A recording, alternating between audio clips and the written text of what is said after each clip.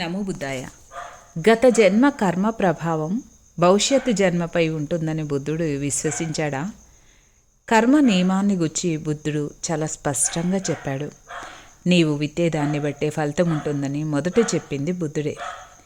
కర్మ నియమాలంటూ నిర్దేశించి వాటిని ఖచ్చితంగా పాటించినట్లయితే సమాజంలో నైతిక స్థాయి మారదని బుద్ధుడు నొక్కి చెప్పాడు. బుద్ధుడు సూత్రీకరించిన కర్మ ఫలితం వర్తమాన జీవితానికే వర్తిస్తోంది. కానీ అప్పుడు ప్రచారంలో ఉన్న కర్మ సిద్ధాంతపు తీరే వేరు. దాని ప్రకారం ఒకడు ఈ జన్మలో చేసిన కర్మ ఫలితాన్నే కాక గత జన్మల కర్మ ఫలితాలను కూడా అనుభవించాలి అనడం తప్పు. ఒకడు పేదవాడిగా పుట్టడానికి కారణం వాడు గత జన్మలో చెడు కర్మ చేసి ఉండడమే కాదు. ఒకడు ఐశ్వర్యవంతుడిగా పుట్టడానికి కారణం వాడు గత జన్మలో చేసిన కర్మ చేసి ఉండడమే అస్సలు కాదు. ఒకడు పుట్టుకతోనే అంగవైకల్యం ఏర్పడడానికి కారణం వాడు గత జన్మలో చెడు కర్మ చేసి ఉండడమే అనడం పొరపాటు. ఇది చాలా హానికరమైన సిద్ధాంతం. ఈ వివరణ బట్టి ఇక మానవ ప్రయత్నానికి ఎలాంటి ఆస్కారము లేదు. ఎందుకంటే తాను అనుభవించాల్సింది ఇదివరకే నిర్ణయమై పోయి ఉంది కాబట్టి. ఈ సిద్ధాంతాన్ని బుద్ధుడే ప్రబోధించినట్లు ప్రచారం చేయడం కూడా జరిగింది. అయితే బుద్ధుడు అలాంటి సిద్ధాంతాన్ని విశ్వసించాడా?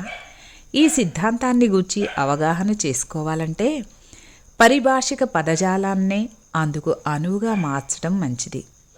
గత కర్మ ఫలితం ఈ జన్మలో అనుభవించడం అనడం కంటే గత కర్మ ఫలితం ఈ జన్మకు సంక్రమిస్తుండడం సబబుగా ఉంటుంది. అనగా పాప ఫలితం వంశపారంపర్యంగా సంక్రమించిందన్న మాట. అలా అన్వయించుకోగలిగినప్పుడే దేనికేది అసలైన కారణమో తెలుస్తోంది. ఇలా అన్వయించడం ద్వారా ఏర్పడే 2 ప్రశ్నలకు సులభంగా సమాధానం లభిస్తుంది. గత కర్మ యొక్క ఫలితం ఈ జన్మకెలా సంక్రమిస్తుందన్న మొదటి ప్రశ్న. ఆ ఫల సంక్రమణ ఎలా జరుగుతుందో పరిశీలిద్దాం. గత కర్మ అనగా ఏంటి? దాని స్వరూప స్వభావాలేంటి? అది ఈ జన్మలో ఎలా సంక్రమిస్తుందన్నది రెండవ ప్రశ్న. తల్లిదండ్రుల ద్వారా తన సంతానానికి సంక్రమించేది ఏమిటి? దీన్ని శాస్త్రీయంగా పరిశీలించినప్పుడు పురుష బీజం స్త్రీ అండంతో మిళితమైనప్పుడు గర్భంలో పిండం ఏర్పడుతుందన్న విషయం తెలిసిందే. అనగా గర్భంలో జీవ పదార్థం ఏర్పడేందుకు 2 జీవకణాలు సమ్మిళితమవుతాయి. ఈ రెండిటిలో ఒకటి తల్లిదైతే మరోటి తండ్రిదై ఉంటుంది. ఈ జీవశక్తి ఎలా జరుగుతుందన్న విషయం బుద్ధుడు యక్షునితో జరిపిన సంవాదంలో తెలియపరిచాడు. బుద్ధుడు ఒకసారి రాజగృహ ప్రాంతంలోని ఇంద్రకూట పర్వత శిఖరంపై ఉంటుండేవాడు. యక్షుడు బుద్ధుడిని దర్శించి ఈ విధంగా సంభాషణ ప్రారంభించాడు. పదార్థ రూపంలో కనిపించేది ఆత్మ కాదని తథాగతులు అంటున్నారు కదా. అయితే ఆత్మ అనేది ఎలా ఏర్పడుతుంది? శరీర భాగాలు ఎముకలు ఆత్మ కాదు కదా. అసలు ఈ ఆత్మ అనేది తల్లి గర్భంలోనే ఏర్పడుతుందా? బుద్ధుడిలా సమాధానమిచ్చాడు. తొలుత పిండోత్పత్తి జరుగుతుంది. ఆ తరువాత అది పెరిగి మానవాకృతి దాలుస్తుంది. దానిలో రక్తం ఏర్పడుతోంది. మానవాకృతి ఘనపదార్థంగా పెరుగుతుంది.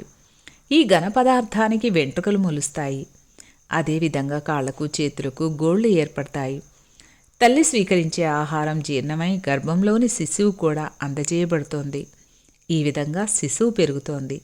అయితే హిందూ మత సిద్ధాంతం ఇలా చెప్పదు. పిండం మాత్రమే తల్లి గర్భంలో ఏర్పడుతుందని, ఆ తరువాత ఆత్మ ఆ పిండంలోకి ప్రవేశించబడుతుందని చెప్తుంది. కానీ ఆ సిద్ధాంతానికి రుజువేమీ లేదు. అయితే ఇప్పుడు గత కర్మఫలం ఎలా సంక్రమిస్తుందన్న రెండవ ప్రశ్నకు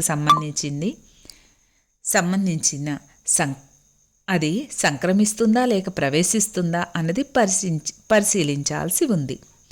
ఈ ప్రశ్నకు మనం అవగాహన చేసుకునే విధంగా శాస్త్రీయ పరిశీలనకు నిలబడగలిగినదై ఉండాలి.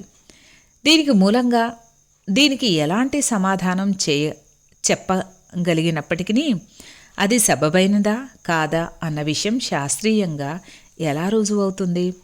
తల్లిదండ్రుల గుణ విశేషాలు తన సంతానానికి సంక్రమిస్తాయన్నది శాస్త్రీయంగా రుజువైన విషయమే. కానీ హిందూ మత సిద్ధాంతం ప్రకారమైనట్లయితే తల్లిదండ్రుల నుండి సంక్రమించేది శరీరం మాత్రమే. ఆ తల్లిదండ్రులకు పుట్టిన బిడ్డకు గత జన్మల పాప ఫలితాలను అనుసరించే తక్కినవన్నీ ఏర్పడతాయని ఆ సిద్ధాంతం చెప్తుంది. ఈ సిద్ధాంతం ప్రకారమైనట్లయితే తల్లిదండ్రుల నుండి సంక్రమించేది ఏదీ ఉండదు. అన్నీ ఆ శిశువు యొక్క గత జన్మ నుండే సంక్రమిస్తాయి. అలాంటి సిద్ధాంతం అభూత కల్పన మాత్రమే అవుతుంది. అలాంటి అభూత కల్పనతో కూడిన సిద్ధాంతాన్ని బుద్ధుడు అంగీకరించలేదు. గత జీవుడే తిరిగి జన్మించాడనడం వాస్తవం కాదు. అయితే అందుకు ఒక దృష్టాంతం ఇవ్వండి. ఓ రాజా, ఒకడు మరొకడు మామిడి పండ్లు దొంగిలించాడనుకుందాం. ఆ దొంగ శిక్షార్హుడు కాడా? శిక్షార్హుడే. ఆ మామిడి పండ్లు భూమిపై పడగా దొంగిలించినవే కాదు కదా. అలాంటప్పుడు అతడెందుకు శిక్షార్హుడు కావాలి? నాటి పెంచబడిన చెట్టు నుండి వచ్చినవే ఆ పండ్లు కాబట్టి. అదేవిధంగా మహారాజా, ఒకడు మంచి కార్యమో చెడు కార్యమో చేస్తాడు. దాని ఫలితం మరో రూపంలో అనుభవించాల్సి ఉంటుంది. అందుచేత చెడు కార్యాలు చేసి వాటి ఫలితం నుండి తప్పించుకోవడం సాధ్యం కాదు. బంతే నాగసేన చాలా చక్కగా చెప్పారు. రాజు ఇంకా తన వాదాన్ని కొనసాగిస్తూ, బంతే నాగసేన, ఒకరు చేసే కార్యాల ఫలితమెలా సంక్రమిస్తోంది? ఒకదాని వెంట దాని నీడ అనుసరించినట్లే నీవు చేసే కార్యాల ఫలితం కూడా నీ వెన్నంటే వస్తుంది. అయితే ఈ కార్యాల ఫలితం ఇది అని పేర్కొన సాధ్యమవుతుందా? వీలు కాదు.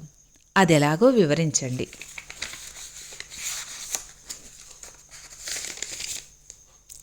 ఓ రాజా, ఎవరైనా చెట్టును నాటకముందే దాని పండ్లను చూపెట్టగలరా? ఇవిగో ఇవి ఈ నాటిన పండ్లు అని చెప్పడానికి సాధ్యమా? అది సాధ్యం కాని విషయం. అదేవిధంగా ఓ రాజా, జీవన గమనం ఆగిపోనంత వరకు ఒకరి క్రియల పర్యవసానం ఇది అని చెప్పలేము. చాలా చక్కగా వివరించారు బంతే నాగసేన. నమో బుద్ధాయ. నమో తస్సా భగవతో అర్హతో సమ్మా సంబుద్ధస్సా బుద్ధం శరణం గచ్ఛామి ధమ్మం శరణం గచ్ఛామి సంఘం శరణం గచ్ఛామి ద్వితీయం పి బుద్ధం శరణం గచ్ఛామి ద్వితీయం పి ధమ్మం శరణం గచ్ఛామి.